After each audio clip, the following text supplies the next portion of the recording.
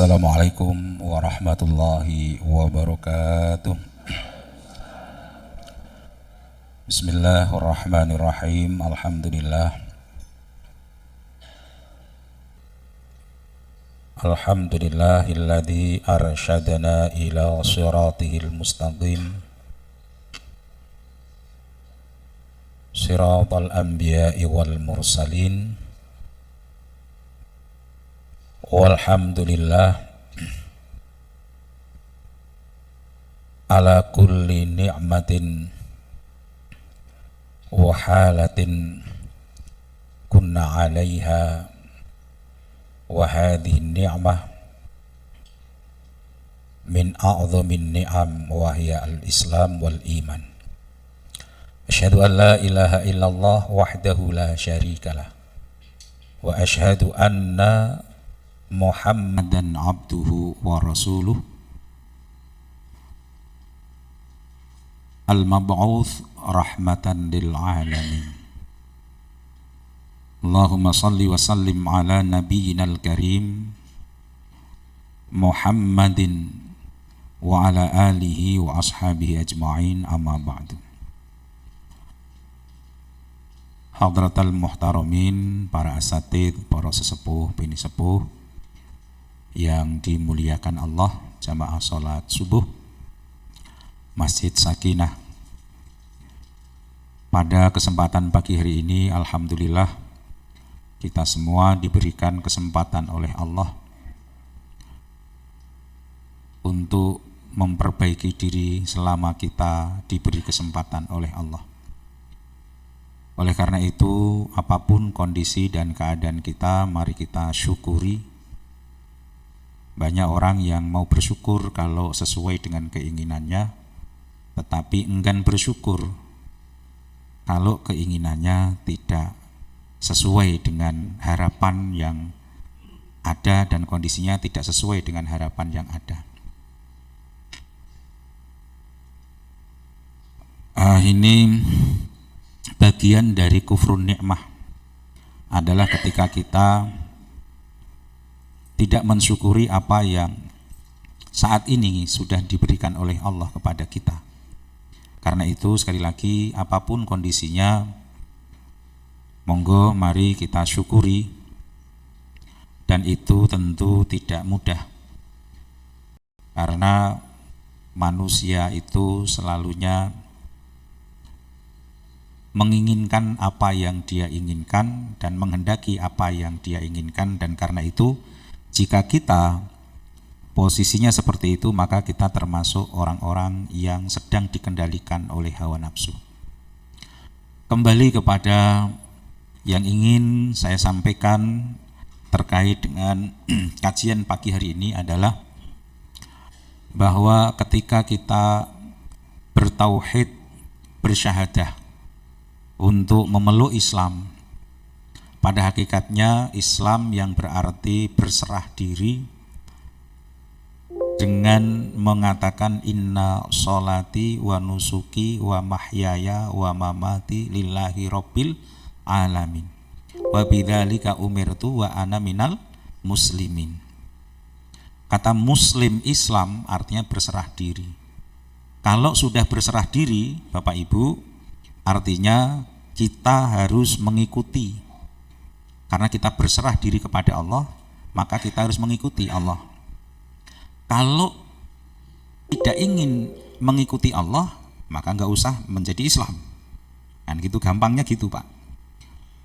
Kalau berserah diri dan menyerahkan kita seluruhnya, sholat, hidup, mati, semua anfasuna, sampai kepada nafas kita, itu kita berserah diri kepada Allah, berarti kita harus mengikuti aturan Allah.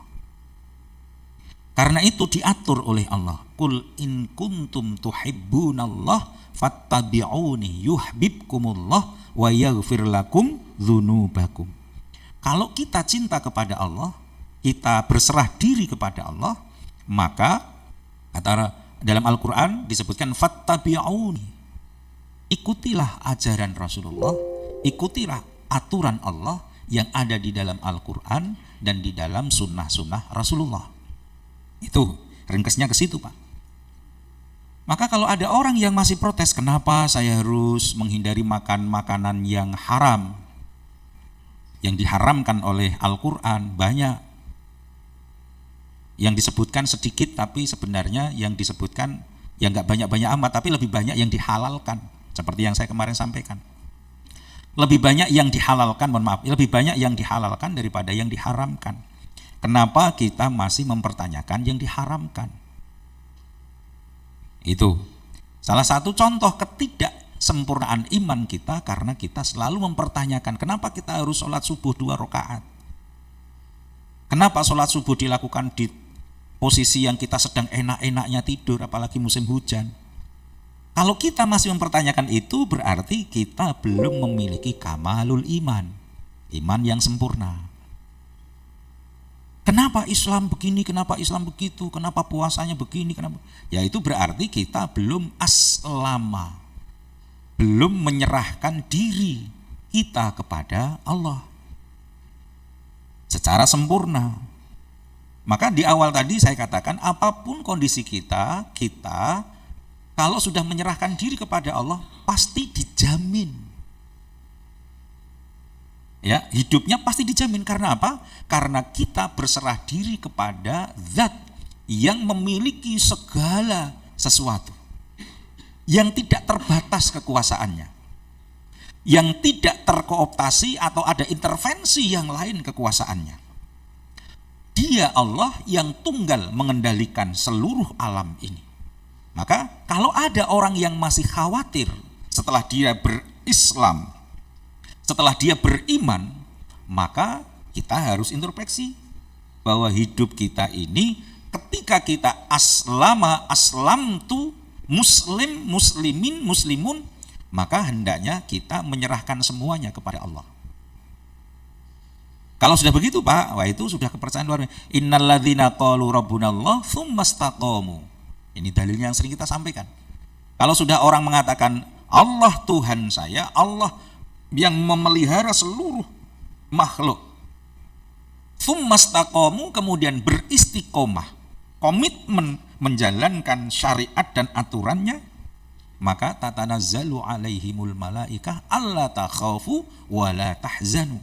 Naik turun malaikat memberikan berkah, tidak pernah khawatir, tidak pernah takut, khawatir akan apa yang sudah takut apa yang sudah berlalu, dan khawatir apa yang akan datang, enggak ada.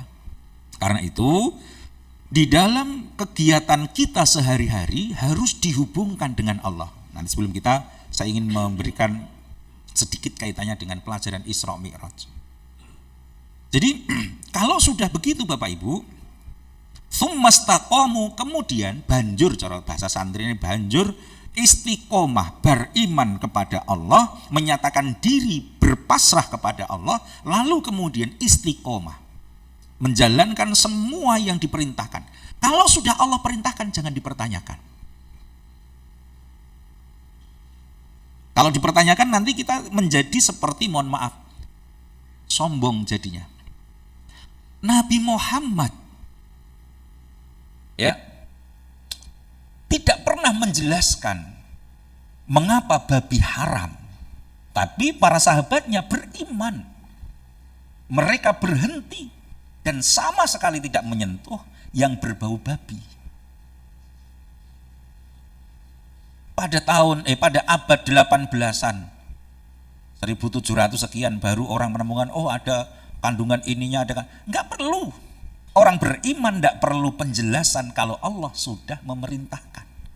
Penjelasan diberikan kepada mereka yang belum percaya berargumentasi.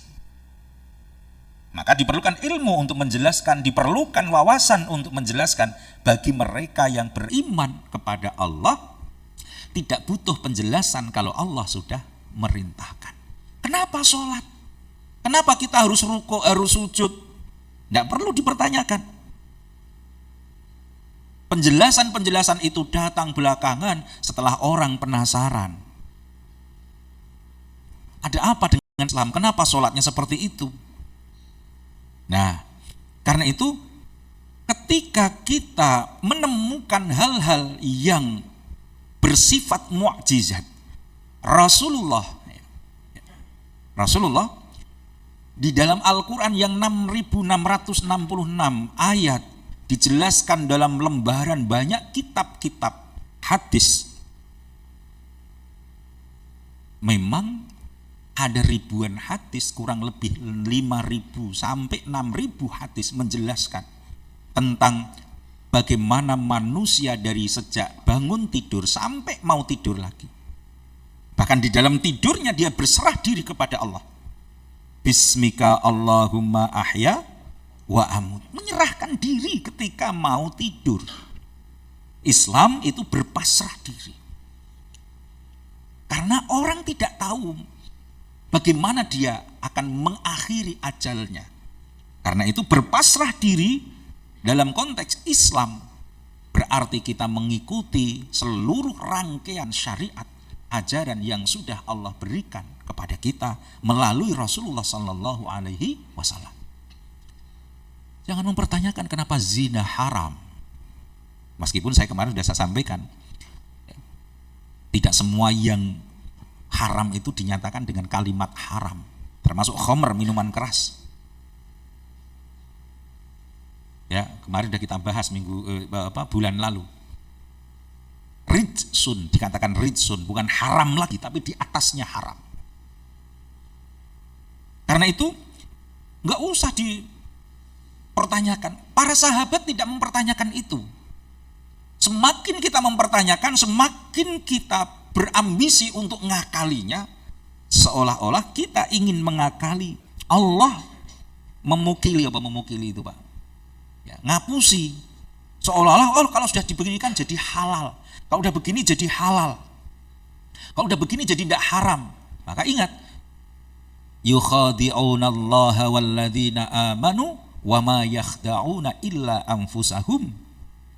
Mereka mencoba untuk ngakali hukum-hukum Allah, memelintir-melintir hukum Allah, mulai dari makanan sampai dalam aspek seluruh kehidupan kita. Perempuan disamakan persis dengan laki-laki.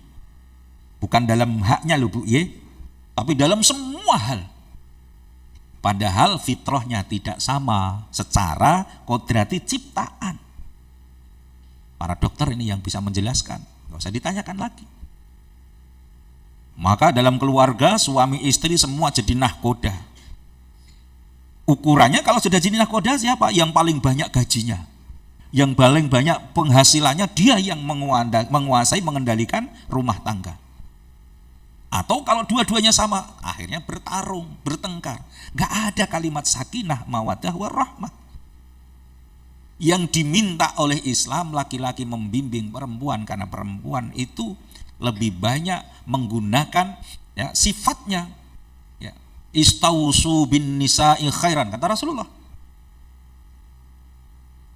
Memberi muamalah, memberi bimbingan kepada perempuan khairan, berwasiat yang baik. Bagaimana? Karena apa? Karena fa innal mar'ata khuliqat min dila'in. Karena perempuan diciptakan dari tulang yang bengkok. Kalau bengkok begini, lalu pucuknya inilah yang diambil, yang digunakan untuk menciptakan perempuan. Wa inna a'waja ma fi dilai a'laha, yang paling ini loh, yang paling atas, paling a'laha, paling atas. In dhahabta tuqimhu kasartahu. Kalau kamu keras kepada perempuan, ngambek dia, patah semangat, merasa nggak dihargai. Itu cepet banget, ya, merasa ini terus. Kalau kita keras, bahkan sampai mengajak kebaikan pun kita, kalau sama perempuan harus menggunakan metode dan teknik yang unik. Tidak semua perempuan itu sama. Mulai dari situ. Wa in taroktaha, kalau kita tinggalkan, nggak kita bimbing, ya, lam yazal a'waj, maka dia akan tetap bengkok, tetap melengkung. Ini posisi yang unik, bahkan Rasulullah memberikan nasihat yang luar biasa. Ini jangan dipertanyakan, memang begitu. Kalau ada ibu-ibu, kemarin bantu ganti jilbab, sekarang ganti lagi. Kemarin perasaan belum dipakai, sudah ngajak lagi, beli lagi. Ya itulah. Itu ya masih mending Pak, kalau suruh mintanya jilbab, mintanya kerudung, mintanya itu Pak, ya. Iya. Wong mukanya yang cuman sedikit itu Pak, muka kita itu kan lebarnya cuman berapa sih? Ya Pak, nggak ada sekilan Pak. Itu menghabiskan miliaran Pak untuk perawatan Pak. Nggih. Itu perempuan. Bahkan komoditas seluruh dunia ini, sealam ini Pak. Itu belanjaan kita untuk ngatur yang namanya baik itu kecantikan, fashion, mode itu semua, itu lebih besar daripada untuk belanja beli senjata itu Pak. Jadi jangan dipertanyakan, lakukan saja. Ini kaitannya dengan syariat Allah. Maka yang diberikan persyaratan siapa perempuan yang bukan laki-lakinya, tapi siapa perempuan yang dinikahi, ya. Jamaliha, nasabiha, maliha, diniha, 4 itu. Semua ada di perempuan yang suruh milih dengan ciri-ciri ini. Kenapa? Karena perempuan yang menjadi lahan madrasah sekolahan pertama. Kalau sekolahan pertamanya rusak, maka rusaklah generasi. Maka jangan disamakan. Laki-laki kemarin sudah saya sampaikan, Imam Asy-Syauqi mengatakan, ya, seperti yang saya sampaikan juga pada bulan-bulan sebelumnya, kalau ingin tegak negara, ingin tegak keluarga, benerin dulu, milih dulu perempuan yang baik. Nah, kalau laki-laki gampangannya gini Pak, jenengan menyediakan nafkah lahir batin, sudah nggak usah neko-neko. Kalau ingin mempunyai anak yang soleh solihah, jangan memasukkan barang yang haram ke perut istri atau anak-anak. Kalau ingin rezeki yang melimpah dan berkah, pasrah, tunduk, dan nanti saya hubungkan dengan Isra Mi'raj, yaitu sholatnya berjamaah tepat waktu. Udah, itu simple sebenarnya. Cuman karena kita banyak mempertanyakan, banyak seperti Bani Israel, ketika disuruh untuk menyembelih sapi, mereka tanyakan apakah sapi yang masih perawan atau sapi yang begitu ya, apakah warnanya, dan pada akhirnya mereka nggak menyembelih. Pada akhirnya tidak melakukan perintah, sekedar banyak mempertanyakan. Ya, gitu kira-kira Pak. Maka Islam itu kata Islam, kata aslama.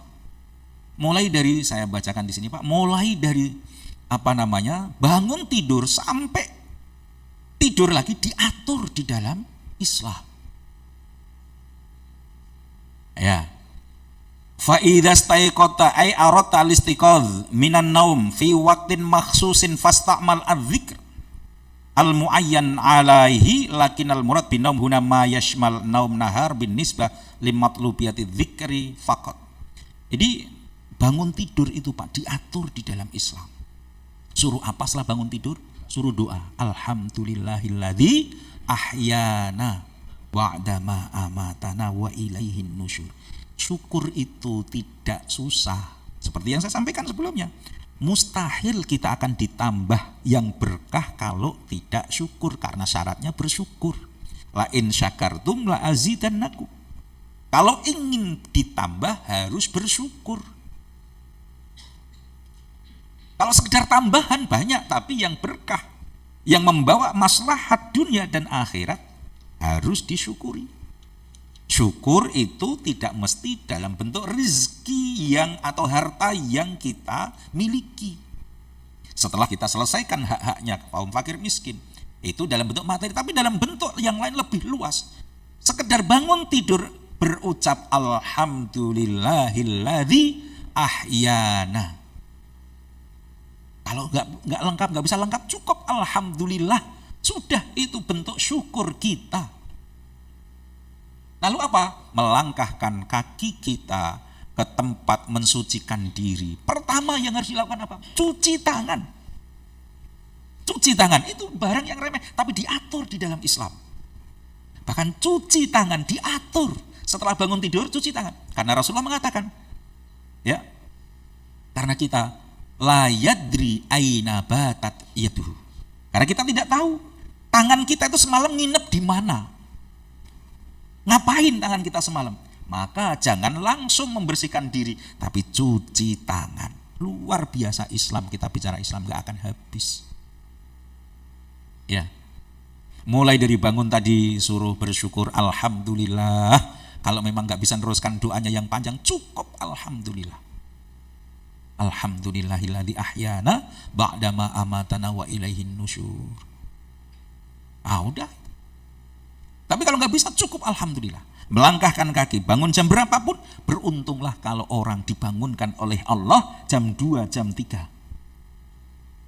Karena itu menjadi kebiasaan yang baik dalam Islam. Mohon maaf, dalam patah dikatakan al-insan ibnu awaidihi, manusia itu anak dari kebiasaannya. Kalau habis bangun tidur kudu megang HP ya, kalau nggak megang HP perasaannya ada yang kurang. Kalau keluar rumah belum sholat duha, kalau nggak sholat duha ya nggak enak. Karena manusia itu sebenarnya anak dari kebiasaannya. Bangun tidur langsung pegang kacamata, kalau nggak pegang kacamata nggak enak. Maka bersyukurlah dibiasakan oleh Allah, diberi nikmat oleh Allah untuk bangun jam 2, jam 3. Jangan menyesal, karena Allah mencintai kita, membangunkan kita. Kalau dulu kami santri itu Pak, habis belajar jam 10, ya, sebelum lampu dimatikan, kami itu mau pakai HP nggak bisa, di pesantren kan nggak ada HP. Tapi santri nggak kurang jalan. Dikasih ijazah itu doa oleh kiai, kalau ingin bangun malam bacalah doa. Ya, apa itu doanya Pak Kiai? Faman kana yarju liqa'a rabbih falyamal amalan shalihan wa la yusyrik bi ibadati rabbih ahada. Faman kana yarju liqa'a rabbih falyamal amalan shalihan wa la yusyrik bi ibadati rabbih ahada. Lalu oleh Pak Kiai, wis pengen bangun jam berapa? Terus gimana caranya? Entah itu nendang lemari kita, entah itu kita ketindian kakinya teman kita saat tidur, tapi dibangunkan oleh Allah. Ada niat, ya. Tapi kalau jenengan tanpa itu semua sudah dibangunkan oleh Allah, bersyukurlah. Lalu kemudian bangun ke tempat bersuci, cuci tangan, bersihkan semua yang najis, bersihkan semua yang mengandung najis atau kemungkinan mengandung najis atau kotoran. Sebelum masuk ke kamar kecil, kita disuruh membaca doa. Kalau nggak bisa lengkapnya cukup Bismillahirrahmanirrahim. Ye? Kalau mau lengkapnya Allahumma inni a'udzubika minal khubthi wal khaba'ith. Maka dibiasakan, kalau enggak ya cukup bismillah. Lalu sampai kemudian kaki kita masuk ke kamar kecil pun diatur. Sampai kaki kita masuk ke kamar kecil pun diatur. Kaki yang mana dulu Bapak Ibu? Kiri diatur. Maka kalau enggak mau diatur jangan masuk Islam. Ngono kira-kira Pak. Nek masuk Islam maka ikuti aturan. Qul in kuntum tuhibbunallah fattabi'uni, ikutilah aturan. Gampang toh Pak? Aku rakyat diatur, ya sudah nggak usah masuk Islam. Karena di luar Islam nggak ada aturan. Mau telanjang pinggir jalan, mau apa, serahkan. Yang ada dalam Al-Quran, non-Muslim itu diancam, bukan diatur. Tapi orang Islam diatur. Ya ayyuhalladzina amanu kutiba alaikumusiyam. Ya ayyuhalladzina amanu tubu ilallahi wa aqimus shalah. Diatur semua Pak.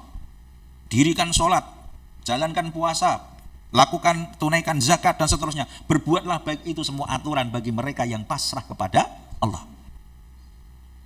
Bahkan masuk kamar kecil pun diatur. Bangun tidur diatur, masuk kamar kecil diatur. Nggak bisa doanya yang lengkap Pak saya. Sudah doa Bismillahirrahmanirrahim. Lalu kemudian masukkan kaki kiri terlebih dahulu. Pun penatan niku diatur kabeh. Terus cuci tangan, terus bersihkan semua. Sebelum membersihkan semua, cuci tangan dulu. Bagi yang mau mandi silahkan mandi. Karena mandi yang baik itu sebelum subuh dan saat subuh. Nggak tahu ini Pak dokter nanti bisa menjelaskan ini. Kalau saya karena Rasulullah begitu ya sudah, saya lakukan saja. Dan alhamdulillah saya insya Allah Pak istiqomah saya.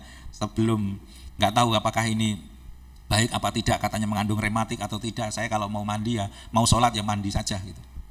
Nggak tahu itu Pak apakah itu waktu yang baik atau tidak. Tapi niat saya ya karena kalau sholat nggak mandi itu perasaannya kurang afdol gitu, kurang sok gitu ya. Udah setelah itu jenengan melakukan bersih beda dengan suci. Bersih itu beda dengan suci. Saya tukang bangunan, ngaduk semen, ngangkat pasir, ngelepo dan seterusnya. Itu najis apa enggak Pak? Najis enggak Pak? Tidak. Kalau sholat enggak perlu jenengan ganti pakaian kalau enggak najis. Yang penting bersihkan dari kotoran saja. Biar temennya kanan kirinya juga daripada alasannya, wah aku orang go salin rasa sholat. Banyak yang begitu Pak ya. Banyak yang begitu. Wah aku ranggo salin rasa sholat nek ngono. Alasannya nggak nggo salin, lali ranggo salin, akhirnya nggak sholat. Kalau di Arab itu nggak ada ceritanya orang itu ya menghindari temennya yang mohon maaf nih ya, ada orang yang jasan. Saya itu menyaksikan sendiri Pak, dan itu sering kali ketika saya masih kuliah di Al Azhar itu. Jadi saya ini sedang bermasalah Pak. Jadi kalau ada orang berdasi kan, orang Arab itu suka, orang Mesir khususnya Pak ya, itu kayak potongan-potongan Eropa Pak. Jadi mereka itu terbiasa pakai jas dan dasi. Sampingnya kok ada tukang bangunan yang masih ada semennya, masih kotor, nggak ada, mereka menghindar Pak. Luar biasanya itu. Kok di kita kan yang kena semen tadi kan menghindar dari yang kira-kira wong perlente gitu. Menghindar. Di sana satu soft itu Pak. Ada yang berjas, ada yang berjubah, ada yang pakai pakaian kerja, tadi ngaduk semen tadi. Indah sekali Islam itu Pak. Nggak ada strata. Inna akramakum indallahi atqakum. Ya itu Pak. Kemuliaan kita tergantung kepada ketakwaan kita, seberapa besar kita taat patuh kepada Allah, bukan pada pakaian. Itu indah sekali, dan itu luar biasa. Nah kembali ke tadi, bersih beda dengan suci. Ya, kalau suci kan bebas dari najis, tapi kalau bersih itu belum tentu suci. Ya itu. Kembali ke tadi kemudian terus mau mandi, mau membersihkan diri, setelah itu bersuci. Nah ini juga pertanyaan lagi Pak, lah kalau saya bersucinya di WC, bagaimana saya baca doanya, bagaimana dan seterusnya? Ya kalau punyanya di situ ya sudah, di situ saja. Nggak usah perlu keluar rumah. Bagi jenengan-jenengan yang rumahnya lengkap, ada tempat bersucinya, tempat wudhunya di luar. Bagi yang di perumahan super kecil, ya sudah di situ saja. Nggak usah. Islam itu yassiru wala tu'assiru. Mudahkanlah, jangan mempersulit, tapi jangan gawe mudah, segala sesuatu gawe mudah, jangan. Kalau memang adanya itu kayak ini. Kalau bimbing haji itu selalu ditanyakan, Pak kita tayamum di pesawat itu sah apa enggak? Jangan mau mencelakakan orang sepesawat. Kalau kita wudhu di toiletnya pesawat itu lambah-lambah, jangan mau mencelakakan orang. Jadi hifdzuddin, hifdzun nafs, hifdzul arad, hifdzul mal, hifdzul nasl, 5 hal itu termasuk menjaga jiwa, itu juga prinsip dasar dalam Islam. Nah dalam hal ibadah Allah mempermudah. Mau nyari debu, buat debu dari bawah ya sudah, gak bisa gitu Pak ya. Sudah sholat. Saat kita tayamum apakah kita suruh membersihkan semua najis kita? Kan tidak. Nah itu, jadi yassiru sesuai dengan kondisi yang kita, itulah Islam yang kita yakini Bapak Ibu. Ya kalau di sini normal beda lagi Pak. Nah itu Islam yang kita yakini, menjadikan umat Islam menjadi mudah. Itu kalau orang Arab itu tukang bersih-bersih taman tuh Pak, sentor-sentor taman di pinggir jalan, yang di tengah-tengah trotoar itu kan biasanya ada Pak taman, ada pohon kurmanya, ada ininya, kan mereka semprot-semprot. Begitu dengan Allahu Akbar, mereka nggak korupsi waktu. Dengan teman-temannya, panggil teman-temannya, dia sholat di tengah jalan. Maka yang kita lihat di Eropa yang sholat sekarang, yang sholat di tengah jalan, itu orang-orang Arab Pak, mudah sekali mereka sholat. Kalau kita harus nyari sajadah dulu, cari masjidnya mana, cari tempat wudhunya mana, cari ininya mana gitu Pak ya. Kita susah itu. Tapi orang Arab itu mempermudah.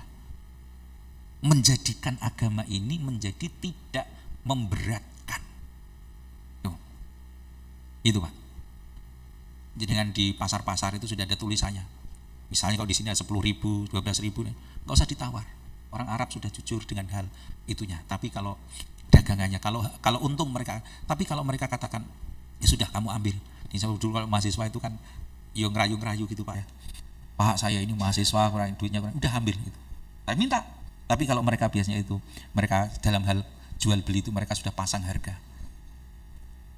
Kita dalam hal berjualan, harganya cuma 50.000 bisa menawarkan 200.000 Pak. Agar pembeli terjebak dengan tawaran kita. Seolah kalau kita bisa membeli 100.000, wah udah murah, padahal harganya cuma 50.000. Itulah dikatakan aswaul makan. Tempat paling buruk adalah pasar, karena di situ sumbernya orang berdusta. Nah itu, ya Pak ya. Coba kalau kita ke tempat-tempat itu, waduh Bu, kalau bukan jenengan udah tak buat langganan kok. Mosok sama langganan sendiri nggak boleh. Ini karena jenengan aja langganan saya, kalau enggak padahal harganya juga nggak sebegitu-begitunya.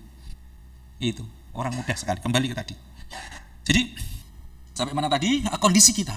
Yassiru wala tu'asir. Kalau memang rumahnya sempit, hanya itu yang punya, ya udah enggak apa-apa.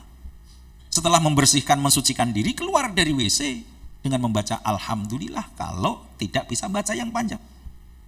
Kalau bisa baca yang panjang, alhamdulillahilladzi adzhaba 'annil adza wa 'afani. Udah. Begitu juga di dalam wudu. Ya. Sudah selesai dari situ, bahkan kaki kita ketika melangkah dari kamar kecil, ini baru menjelaskan tentang itu saja. Itu pakai kaki kanan apa kiri, Pak? Kanan. Diatur lagi, Pak. Diatur lagi. Jika jenengan sempat, pakai pakaian yang paling bagus, yang paling jenengan suka, paling nyaman. Jangan lupa parfum wangi-wangian. Nah itu Pak, parfum wangi-wangian. Itu. Nah ini ya, ini juga biasanya dilakukan oleh kita sembarang saja. Ya, ngadep Pak, ini kan sering para mubalik, para kiai, para ustadz kan menyamakan begini. Wong arep ngadep Pak RT nganggo baju, ono tamu nih, ono tamu, nggo kaos ganti Pak, jadi baju. Kita mau bertamu kepada Allah, berserah diri kepada Allah dengan pakaian seadanya. Meskipun Allah pasti terima, karena yang diterima oleh Allah itu hatinya. Tapi etika kita, itu bentuk kita syukur kepada Allah, diberikan rezeki, baju yang bagus, pakaian yang bagus. Bisa beli parfum. Karena Allah suka yang wangi-wangi. Bahkan hari Jumat itu salah satu khisolnya adalah memakai wangi-wangian. Iya. Maka jenengan kalau masuk ke Masjidil Haram, Masjid Nabawi, itu orang tuh harum-harum. Tapi kita pakainya parfum seolah-olah kalau sudah di Mekah saja, sampai Masjid Sakinah nggak pakai wangi-wangian. Nanti akan diganti Pak oleh Allah. Kalau kita niatnya beli wangi-wangian untuk ibadah menghadap Allah, Allah pasti ganti. Itu kita itu sering ragu karena kita belum memiliki kesempurnaan iman. Itu Pak. Oh, Allah sudah katakan, tatanazzalu alaihimul malaika alla takhafu wa la tahzan. Gak usah khawatir, gak usah sedih. Hidup ini cuma sebentar. Kalau sudah serahkan diri kepada Allah, masa Allah akan meninggalkan kita? Wong jari kon gondeli Allah, Allah digondeli kok. Allah meninggalkan kita. Bahkan dalam sebuah hadis yang dhaif, maudhu, tapi ini mengesankan cerita yang nilainya itu sebenarnya benar, hanya dengan cerita-cerita yang sedikit fiktif. Ketika ada orang yang musyrik, dia mengelilingi patung. Lalu kemudian dia katakan ya sonamu, itu sonam itu kan patung. Wahai patung yang saya sembah, wahai patung yang saya sembah, sambil keliling. Orang zaman dulu itu kalau ibadah itu berkeliling kayak orang tawaf itu Pak. Suatu saat karena semalaman suntuk dia ngantuk Pak. Lalu kemudian dia kepleset lidahnya dari ya sonamu menjadi ya somatu. As-somat itu nama Allah. Nama Allah. Ketika dia jatuh kemudian dia meninggal, terakhir kalimat yang diucapkan ya somatu. Kata as-somat itu kan kata istilah yang di situ adalah asmaullah al-husna. Allah jamin dia masuk surga karena akhir kalimatnya menyebut nama Allah. Ya, masa kita ini, tetapi kalau kita mengusahakan sholat kita kondisi kita sebagus mungkin, sewangi mungkin, Allah pastikan, Allah jamin kita, hidup kita. Orang umroh yang umrohnya lillahi ta'ala, Allah ganti rezeki yang kita gunakan untuk umroh. Orang haji yang hajinya lillahi ta'ala, Allah ganti dengan rezeki yang tidak disangka-sangka. Iya Pak, betul. Apalagi setiap hari Jumat disebutkan Yaumul Jumu'ati Sayyidul Ayyam. Hari Jumat itu hari bendorone poro hari. Ya, Sayyidul Ayyam. Lalu gimana? Maka di hari Jumat yang sangat mulia itu kita diminta, dianjurkan, disunnahkan, kasarnya begitu, mempersiapkan diri Jumatan. Tapi kita Jumatan banyak yang buru-buru juga Pak, dari kantor langsung, dari tempat kerja langsung. Nggak apa-apa juga. Tapi lebih baik kalau kita mempersiapkan diri. Orang tua kita zaman dulu kalau udah jam 10 pagi itu pukul beduk. Jam 10 pagi mukul beduk, mempersiapkan diri untuk bersih-bersih, itu diniati betul. Bahkan ya tatoyab, potong kuku sampai ke wangi-wangian, sampai niatilah ibadah. Karena situ yaumul Jumat itu hijjul fuqara wal masakin, hajinya kaum fakir miskin. Artinya orang yang tidak mampu haji. Maka usahakan yang terbaik, jangan asal. Atau setidaknya yang paling nyaman buat panjenengan, ya. Itu. Lalu kemudian sholat sunnah 2 rakaat. Sholat apa? Sholat sunnah wudhu. Kalau jenengan sempat, sebelum pergi ke masjid atau musola. Sampai di masjid, sampai di musola tahiyat masjid 2 rakaat. Sebelum duduk. Ya, diatur semua. Setelah itu sambil menunggu adzan, berzikir, niyatilah i'tikaf. Di dalam masjid, kalau sudah niat i'tikaf, maka kunci mulut kita, lisan kita untuk tidak berbicara, ngomong yang tidak memberikan manfaat dan maslahat dunia dan akhirat. Al-kalamu fil masjidi ya'kulul hasanat kama ta'kulun naru al-hatabah. Bercakap-cakap, ngomong-ngomong di masjid atau musola.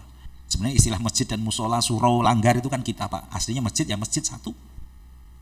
Ngomong-ngomong di masjid dan musola yang tidak memberikan dampak maslahat dunia dan akhirat, itu akan memakan semua kebaikan kita selama ada di masjid. Seperti api melahap kayu bakar, cepat sekali. Cepat sekali. Kelihatannya kita buat tasbih, kita zikir, kita ini, tapi kita ngomongin tetangga kita, wassalam. Kita pulang seperti orang pergi ke pasar Klewer, dia belanja banyak, tapi sebenarnya dia tidak membawa apa-apa karena di tengah jalan sebelum sampai rumah, barang dagangannya sudah hilang. Itulah ibarat orang yang pergi ke masjid tidak bisa menjaga lisannya. Al-kalamu fil masjidi ya'kulul hasanat kama ta'kulun naru al-hatabah, seperti api yang melahap. Hatab itu kayu bakar. Padahal Al-Quran disebutkan fi jidiha hammalatal hatab, fi jidiha hablum mim masad. Kata hatab itu kayu bakar yang dimaksud di sini kayu yang sangat kering di tengah padang pasir. Itu seperti bensin yang disulut pakai api. Habis seketika. Maka begitu masuk masjid, mau jenengan doa, Allahumma ftahli abwaaba rahmatik. Doa. Kalau enggak doa, cukup bismillahirrahmanirrahim. Masuk masjid. Semua itu pakai bismillah. Setelah itu jenengan sholat tahiyat masjid 2 rakaat. Kita suruh jam berapa, Pak? 49. Oke. Pakai sholat tahiyat masjid. Pakai tahiyat masjid, Pak. 2 rakaat sebelum kita duduk. Sambil menunggu adzan, kita jangan speak. Jangan omon-omon. Berzikir. Baca Quran. Iya. Niati i'tikaf. Setelah itu sambil ketika adzan dikumandangkan, maka jawablah adzan. Allahu akbar, Allahu akbar, Allahu akbar. Sampai la ilaha illallah, baru doa, Allahumma rabb hadhihi da'wati tammah was salatil qaim ati sayyidina Muhammadanil wasilata wal fadilah, dan seterusnya. Setelah itu sholat sunnah qobliyah subuh, rakaatani qoblal fajri khairun minad dunya wa ma fiha. 2 rakaat sebelum sholat subuh lebih baik dari dunia dan seisinya. Kabeh sing dilakoni wong mukmin kuwi, Pak, Masya Allah. Kabeh lah ngono kok uripe sing ngrekes iku berarti sing salah awake dhewe, Pak. Betul. Kok gitu kita masih ngrekes hidup, itu salah kita. Karena Allah menjamin orang yang berada di situ. Memang ada ujian, Rasulullah juga diuji, Pak. Para sahabat juga diuji, kelaparan dan seterusnya diuji. Kita dengar cerita perang Khandaq juga diuji di situ, para sahabat tidak punya makanan sampai muncullah mukjizat Rasulullah bisa memperbanyak makanan. Tapi bukan berarti bahwa mereka adalah orang-orang miskin yang tadi saat tertentu kita diuji. Maka orang yang seperti ini sudah masuk masjid, sudah pakai doa, sebelum duduk dia sudah sholat, sebelum ada sholat fardu dia sholat sunnah, khairun minad dunya wa ma fiha. Sambil menunggu iqamah, imam yang mau ngimami sambil iqamah, maka nunggu kita juga harus pakai doa, zikir minimal subhanallah, Allahu akbar, astagfirullah. Kalau bisa ya kita biasanya ngulangi hafalan Quran kita. Kalau yang mau ngapalin Quran, kalau yang enggak ya cukup dengan zikir-zikir itu. Enggak usah dihitung. Zikir berapa kali enggak usah dihitung, sudah cukup. Astagfirullahaladzim, subhanallah, Allahu akbar, alhamdulillah. Dah itu. Allahu akbar, asyhadu an la ilaha illallah, sampai qomat. Ya, menata diri. Jangan lupa ketika shaf ini ditata, diatur. Kaki kita nempel, pundak bahu kita nempel. Jangan lupa tempelkan hati kita, satu muslim. Satu muslim itu satu barisan, tidak ada dua barisan, tidak ada tiga barisan. Lurus. Baru setelah penuh, baru belakangnya. Tidak ada muslim itu. Kalau dalam satu masjid nggak boleh ada imam-imam yang lain. Itu banyak sekali Pak, jadi imam Pak. Saya kemarin perjalanan dari Jakarta pakai darat. Ya, di masjid di rest area itu imam itu ada 5 atau 6 itu saya hitung tuh ya. Imam semua, jadi imam semua Pak. Ini menunjukkan bahwa kita itu semua pengen jadi pemimpin. Ragilem dipimpin. Nah itu. Nek mimpin itu gelem tapi nek dipimpin ragilem. Ini contoh Pak. Jadi kalau orang yang gimana? Sudah satu masjid satu imam. Datang belakang, bahkan di masjid rest area Subang itu ada sampai dikatakan ini shop khusus untuk sholat jamak. Nah itu, ini shop enggak begitu caranya. Enggak begitu caranya. Di masjid ada sholat, kita ikuti imam yang ada itu. Niat kita sholat qashar, ya sudah nanti sesuaikan dengan kondisi kita sholat qashar. Gitu. Jadi kita itu sini imam, situ imam, sana imam, bacanya bareng-bareng lagi. Ya, itu Pak. Sambil nunggu imam, maka dikatakan, wah imamnya kok lama banget, imamnya kok begini, etc. Innama ju'ilal imamu liya umma. Dijadikan imam itu untuk memimpin sholat. Nek imamnya ranggo kunut, ya nggak usah pakai kunut. Nek imam pakai kunut, ya sudah ikuti. Kita itu terlalu banyak toleransi, bahkan dalam sholat toleransi yang kaprah, salah kaprah. Kalau imamnya pakai kunut, ya ikut pakai kunut. Kalau nggak pakai kunut, ya jangan ikuti imam ini. Gampang tuh Pak. Karena innama ju'ilal imam liya ummah, karena dijadikan imam untuk memimpin. Kalau kita sudah ada di belakangnya berarti berhak dan sedia untuk dipimpin. Nah, kalau imamnya nggak pakai kunut, nggak usah ikut pakai kunut. Jangan kunut sendiri. Ini Pak. Coba kita belajar dari para imam Syafi'i, imam Hanafi, imam Hambali, semuanya itu. Mereka bukan orang-orang sembarangan. Tapi masalah kunut mereka luar biasa. Kita ini, saya nggak mau sholat subuh di sana, imamnya nggak pakai kunut, atau kebalikan, saya nggak mau sholat subuh di sana, imamnya pakai kunut, itu bid'ah itu, itu Pak ya. Jadi itu udah selesai. Muslim itu satu barisan, maka ketika kita barisan itu, sawu sufufakum, rapatkan barisan, kaki kita menempel, pundak bahu kita menempel. Jangan lupa hati kita ditempelkan, punya perasaan empati satu sama lain.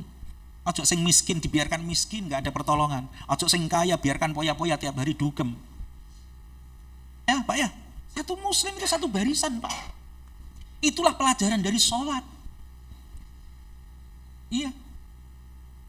Nah furu'iyah itu enggak akan selesai Pak kita. Maka saya kalau, mohon maaf, ceramah, khutbah itu, saya menghindari yang furu'iyah.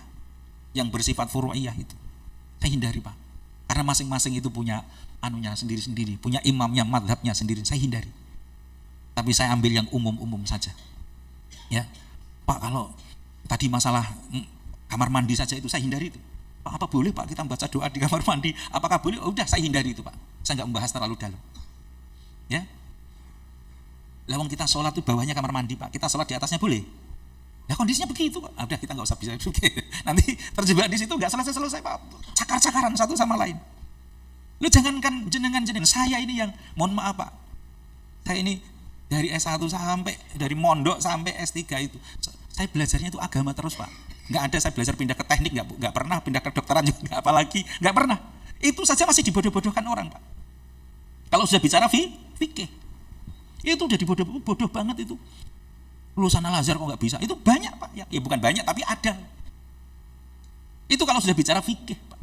Padahal yang nyalahkan belum tentu juga tahu dalilnya gitu loh. Nah kembali lagi ke tadi. Maka ketika jadikan imam ya sudah imam itu.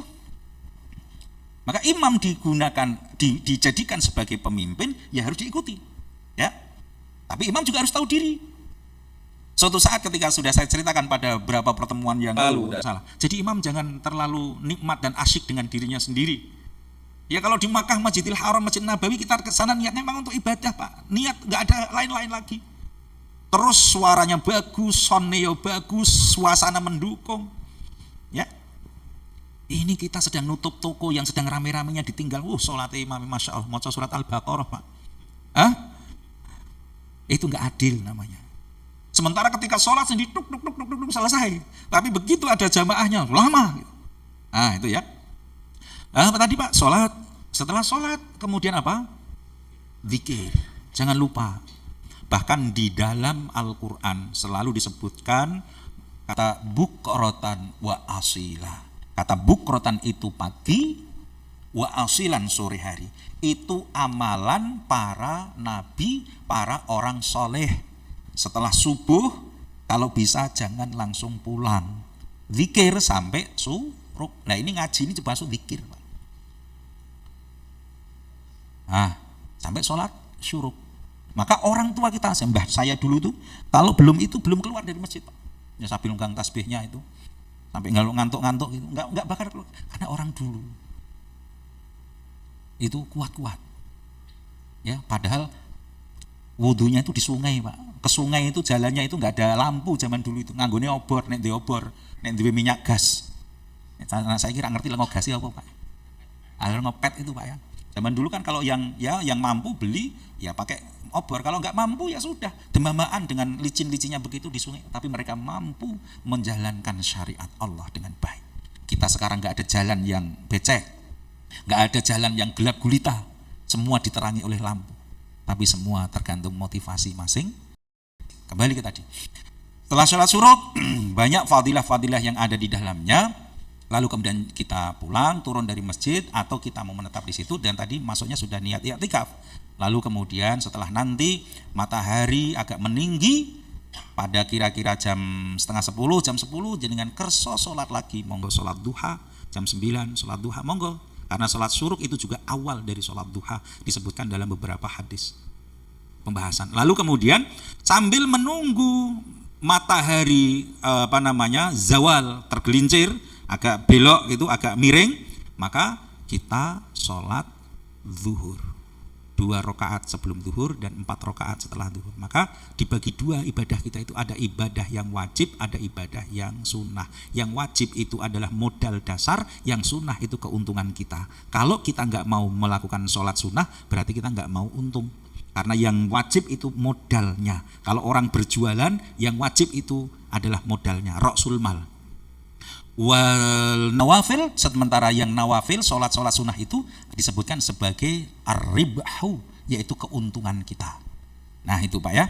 Lalu kemudian setelah zawal, jenengan kundur sambil menunggu sholat asyar, ada lagi banyak lagi sampai menjelang mau maghrib, kita disunahkan persis seperti subuh tadi. Ya, pergi ke masjid sebelum adzan maghrib, sambil membaca Quran, sambil menunggu dan seterusnya sampai maghrib disambung isya. Ini bagi kita-kita yang mohon maaf Bapak Ibu yang sudah pensiun, yang masih kerja ya jangan berlindung bahkan gawe ibadah nih Gusti Allah terus anake orang bayar SPP randa gitu. Tetap ibadah itu juga termasuk tadi kerja keras, menghasilkan rezeki yang halal, juga jihad. Jangan lupa. Ini yang saya ceritakan ini bagaimana Islam sebenarnya mengatur dari kita tidur sampai kebangun lagi, sampai di dalam tidur kita itu kita berserah diri kepada Allah Subhanahu wa taala. Isra Mi'rajnya belum tersentuh tadi Pak. Ya, lain waktu ya. Lain waktu, mudah-mudahan Bapak Ibu yang saya hormati, apa yang kita lakukan, apa yang kita persembahkan dalam hidup ini baik dalam rangka untuk memenuhi hajat keluarga, baik dalam rangka untuk menjaga kehormatan keluarga, dan juga dalam rangka ibadah secara vertikal kepada Allah Subhanahu wa taala, menjadi amal yang dihitung oleh Allah sebagai jihad fi sabilillah. Terakhir sekali,